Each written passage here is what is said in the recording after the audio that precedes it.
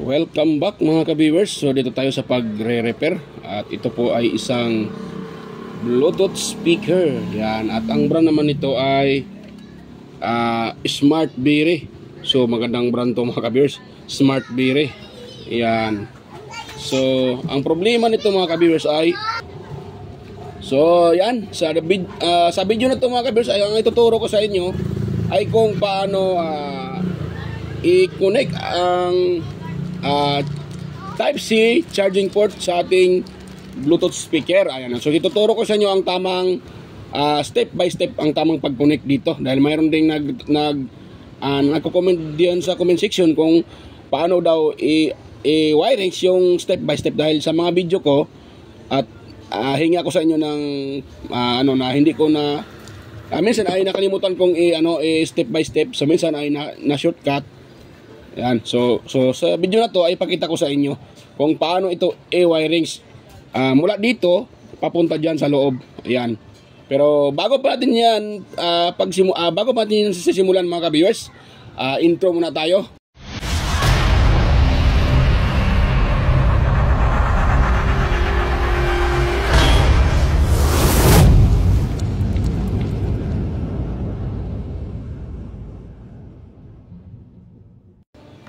So yan, so sa pag pala nito,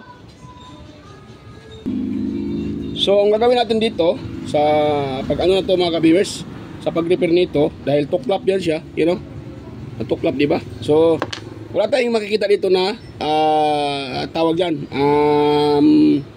screw. So kailangan muna natin tuklapin itong sticker na to. Yan. So ganito yan mga ka-viewers. Walang kayo ng flat screw or something yung malapad. So susungitin nyo lang dito sa gilid. Yan, ng dahan-dahan. Yan. Yun. Medyo makapal dito ang aking pangsungkit So yan. At yun, dahan-dahanin nyo lang siyang tutuklapin, dahil pag inyong biglain baka mapunit yan. Pangit na, hindi na magamit pag napunit yan mga viewers. So dahan-dahan lang hanggang matuklap tong kanyang sticker. Yan. Technical kasi ito nila sa manufacturer para hindi basta-basta ma-open. So tinatago nila yung mga screw at hindi din pangit tingnan. Isa din yan sa purpose nila. Yan. Yun. So kailangan talaga natin siyang tutuklapin ng dahan-dahan. So dahil ito ay step by step, so pinapakita ko sa inyo mula sa pagtuklap dito at pag-repair dyan sa loob. Yan. Yun. So tuklap na. Ngayon itabi lang natin to siya. Yan. Itabi lang natin yan para mamaya ay magamit natin siya uli. So ito yung mga screw niya mga ka-viewers. Bali yung screw niya, ito, sa 2, 3, 4. Apat yung screw. So yun yung kailangan natin i-open. Yan. So So itong video na to wala tong cut mga kabis Hindi ko to i-edit. Hindi ko to i-cut pala. Yan, para step by step talaga. Yun.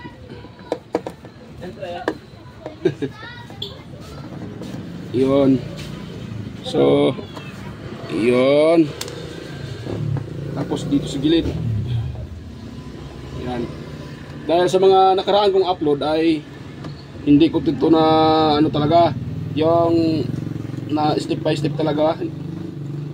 Minsan ay nakalimutan ko. Kaya pasensya na. Yun. So kung isa ka sa mga naghahanap ng video na kung paano ito wirings, hindi naman lahat ng gusto manonood ay may alam na, di ba? Kaya nga tayo nanonood dahil gusto natin matuto. So kung itong video to ay kung sa tingin mo ay isa ito sa mga hinahanap mo, so yan, panoorin mo ito at tapusin mo hanggang sa dulo para meron kang makuhang konting ideya sa pag-connect ng mga ganitong Yun. Ayun. So ito na siya yung kanyang pinaka board mga ka-viewers. Tuklap na. So gagawin ko dito ay tanggalin ko muna yung sa baterya. Yan, para sigurado tayo. So, isa din yung tip ko sa inyo, kung bago kayo kakalikot dito or repair sa kanyang board or ano yung gawin nyo sa board niya, kahit anong i-repair dyan, kailangan nyo munang tuklapin, tanggalin yung connection ng battery para iwas disgrasya mga ka-viewers. Dahil pag yan po ay na-short nyo at na-short nyo yung mga components dyan, yung dapat hindi magkasama, na-short nyo, so maaaring masira yung inyong Bluetooth speaker. Yan, sa kunting pagkakamali natin dyan, masisira ang ating Bluetooth speaker. Mas lalong masira yung nga, di ba? Sira na nga siya, lalo pati sisirain. So kaya kunting ano lang talaga, kunting ingat lang. Kahit maliit itong speaker na to, at kung iisip natin na madali lang dahil maliit, so dyan tayo nagkakamali dahil maliit nga siya pero maproseso yung pag-repair sa kanya. Hindi siya pwedeng iano mo, dahil yun nga, kunting mali lang ay siyempre masisira, mas lalong masisira yung kanyang board mga ka-viewers. Yan, tanggalin pala natin itong kanyang mga knob sa kanyang volume. Yan, lahat ng mga knob tanggalin natin. Ito, kailangan talaga tanggalin para wala sa gabal mga ka-viewers. Yun, natin ilagay. Yun, kailangan natin tatanggalin yan para wala sa gabal. Yun, may isa pa. Yun. So sa mga gustong matuto, tapusin nyo lang mga ka-viewers, tapusin nyo po para meron kayong makuhang ideya kung paano magpalit. Kahit simple lang to, para sa amin simple lang to, sa mga hindi naman tayo nagmamayabang, sa mga naggumagawa na ng ganito, sa mga master dyan, ito ay simple na lang para sa kanila. Pero sa mga nag-start pa lang, sa mga hindi pa alam, mahirap ito mga ka-viewers. Yan, dahil ganun din ako dati, ang hindi ko pa alam ganito, mahirap para sa akin. Pero nung ako natuto, madali lang pala. Kasi yun nga, mayroon na akong kunting alam. Mayroon ng basic akong nalalaman. Kaya madali na lang. Yan. Ito, din mo nang yan. Yan o. Hindi natanggal yung mga ka-viewers. So yan, ang importante yan, natanggal yung ibang dumi na dumikit yan. So dahil natuklap yan, mamaya na tayo dyan mga ka-viewers, mamaya na tayo pupunta dyan. So dito muna tayo sa pag-wirings ng wire dito sa ating ito. So na yun, ito pinaka charging port natin. So kuha ko dito ng isa. Yan, tapos yun yung ating wiringan mga ka-viewers, para malaman, para matutunan nyo rin kung paano yan i-wirings. So medyo lang natin, bilis-bilisan natin ng kunti para hindi haba itong video natin, kaya hindi ko na ito i-edit yan. So yan, dito tayo sa pag-wirings. So lagyan mo natin, patakan mo natin ito ng mga ka-viewers, patakan muna natin ito ng soldering lead mga ka-viewers. Yan, makulog. Dito tayo sa so,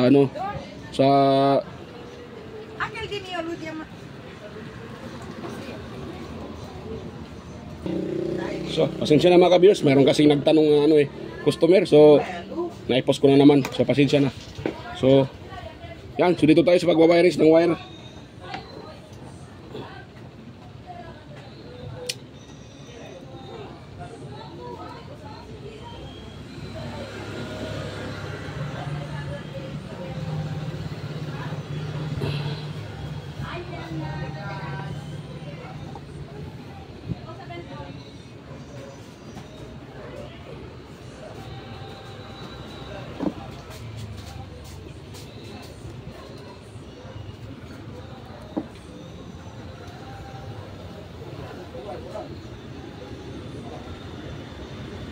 Yun.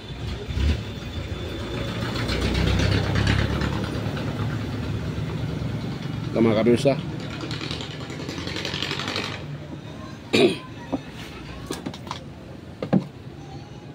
Yan, may sounds mga ka-viewers. Yung kung marinig mo dyan yung sounds, tayo dyan. Malakas pa yung sounds.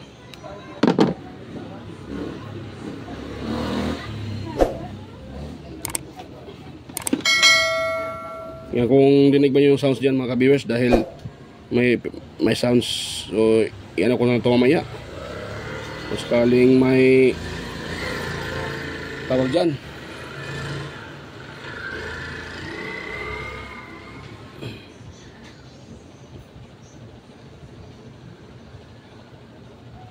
Yun.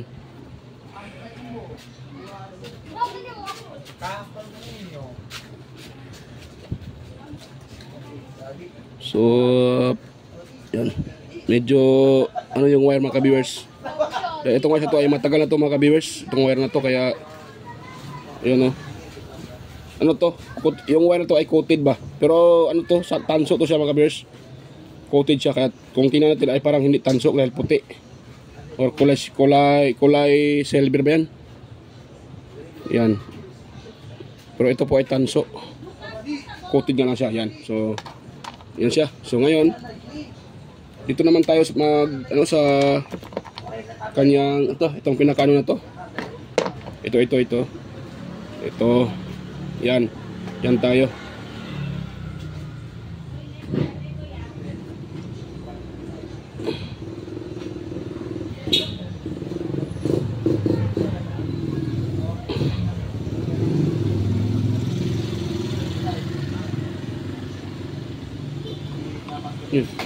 Namatay yung ilaw mga ka-viewers. Yan, ito tayo. Yan.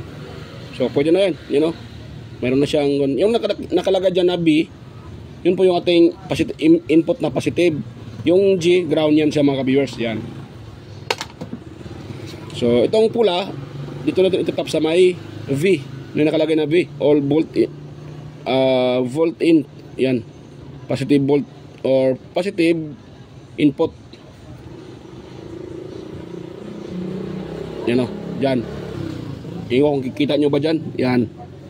So, kailangan nyo mag-practice din sa paghinang mga ka-viewers. Ako naman, hindi naman talaga ako marunong maghinang. So, tiniming ko lang din para ang importante mahinang. Yan.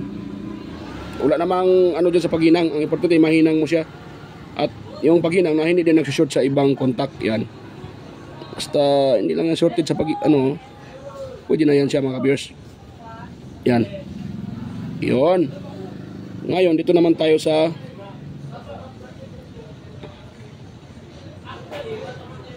yan, dito tayo sa ground na connection.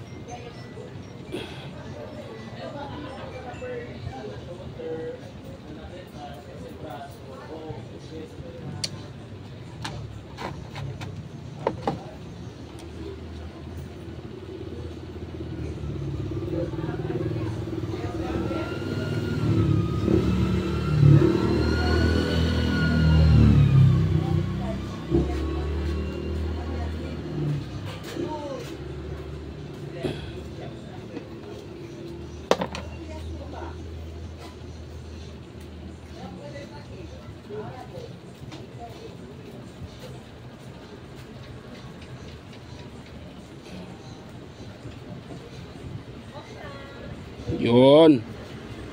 So, pwede na yan mga ka-viewers. Okay na yan siya. So, ngayon, tuturo ko naman sa inyo dito naman sa ilalim kung paano mag-wiring sa loob. So, ito pala yung ano niya. Ito yung ano niya, natuklap. Type C din pala to eh. Kaso natuklap. Hindi maganda yung pagkano, natuklap lang siya. Type C nga siya mga ka-viewers, pero you know, mahina yung kanyang kapit. At nasama pa yung nasama yung board, you know. Yeah, you know. Itong parang orange, you know.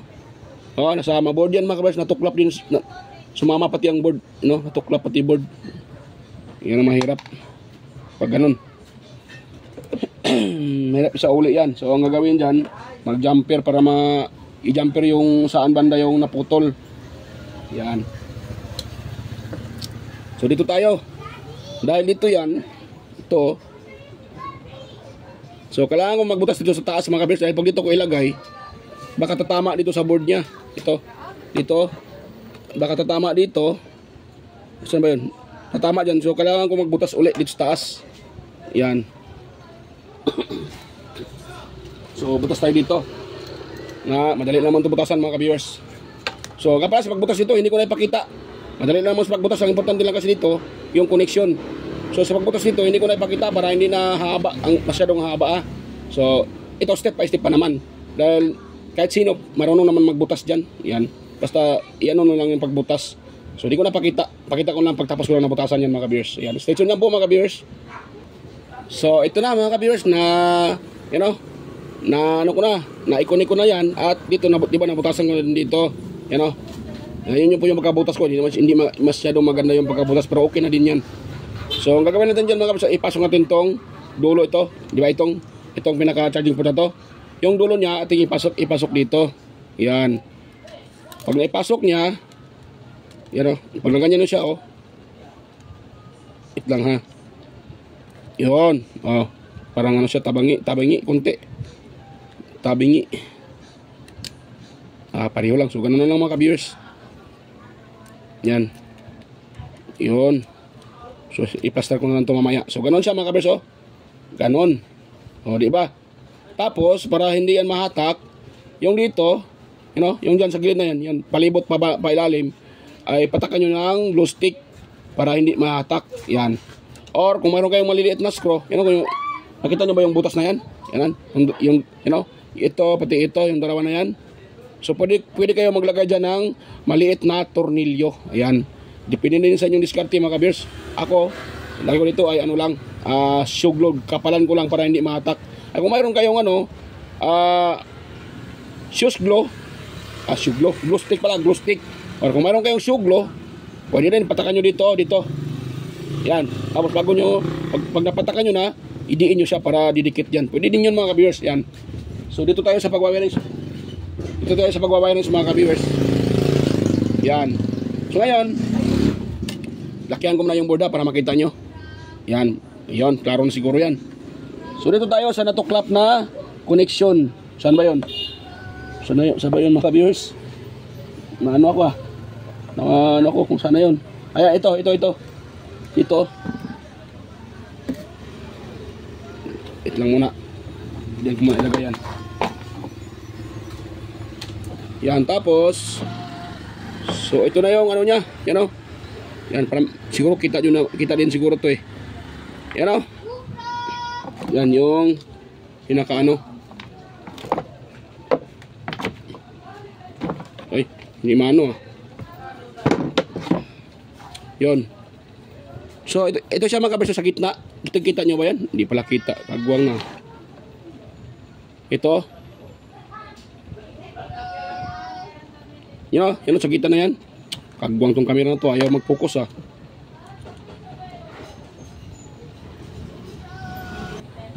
So, dito. Yan. So, kita natin yung sa gitna na yan oh. Yan yung ating ano yun. Yan yung ating ito. Siguro kita nyo naman kami. Ito. Yan o, yung parang, yan, yung sa kita na yan o. Yun po yung ating positive. Yan.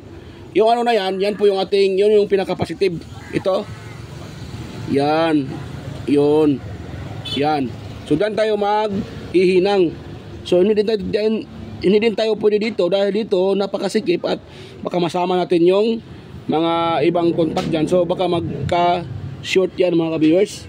So, ang gawin natin, magkikis-kis tayo dito. O sa lalim, sana yung may butas. So, hindi din pwede. So, dito talaga. So, dito tayo magkikis-kis mga kapatid. Tingnan nyo lang yung sana ako nagkikis-kis. Diyan tayo magkukonek. Dito. Ayan. Yan. Langang, kikis-kisan ko na siya mga ka-viewers.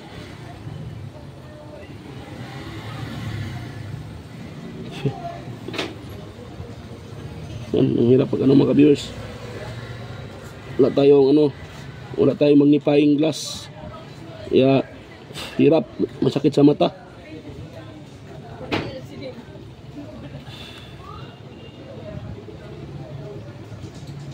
So iwasan natin na magaskasan yung ibang contact, yung pinaka ground, dahil pag yan po nagaskasan at tatamaan ng ating solda, dumikit dyan, so mangyari dyan ay shorted yun.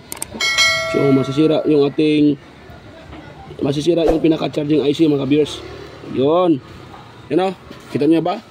Parang may, yan o, yung kiniskisan ko. Yan, kung kita na ba yung kiniskisan ko?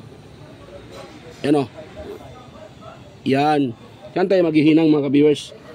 At tingnan natin kung ano, kung hindi siya tatama. Sana hindi tatama dito. So tansyahin nyo lang na hindi matamaan yung ibang kontak mga viewers. Pwede matamaan yan, pwedeng mag-short. Yan. So yan tayo maghinang. Kuha muna ako ng panghinang tsaka soldering lead. Yan o. Yan. So dito yung patakan natin ng hinang. Diyan tayo magpatak ng hinang. Yan, yan o. Diyan tayo magpatak ng hinang. So dahan-dahan lang. Dapat hindi masali yung iba.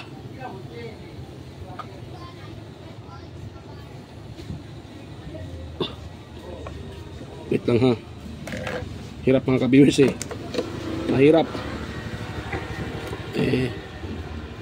Ano ba yun? Yan o. Hanap tayo ng pwesto. Yan. Dahil pag yan po ina-short natin yung sa iba, wala na. Shorted din mga viewers. Kaya dapat hindi yan tatama sa ibang kontak. So ngayon,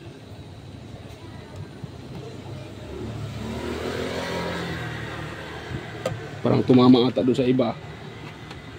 Lang mga kabersa. Yun.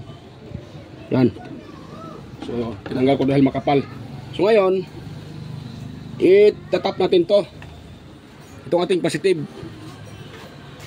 Itong pula.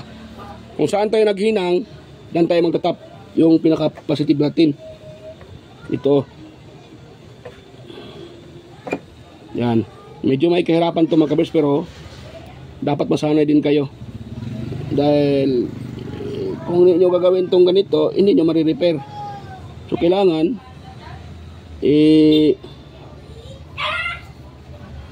sanayan nyo yung inyong kamay sa paghihinang. Ako naman, hindi naman ako marunong. So nilakasan ko lang yung loob ko para makarepair ako. Dahil pag hindi ko ito gawin, paano ako mag-repair, di ba? Ay, simple, ganun lang kasimple yun. Hindi natin gagawin ito, hindi tayo makakapag-repair. So ngayon, dyan naman tayo sa kanyang pinaka-ground. Yan. Dahil tapos na yung positive natin, dito naman tayo sa ground. Kaya ano, tanyo ano? Yan. Yan dyan banda. Ground yan siya mga viewers. Ground po yan mga viewers, yung dyan banda.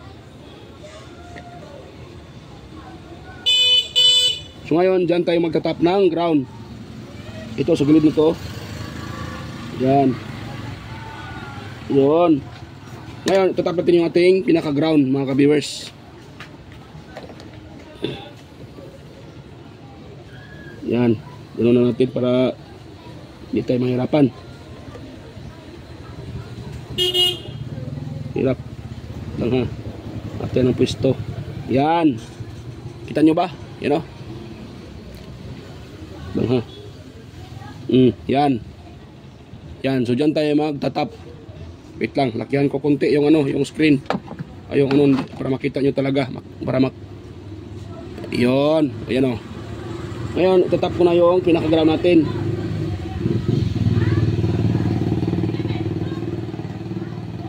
Yun.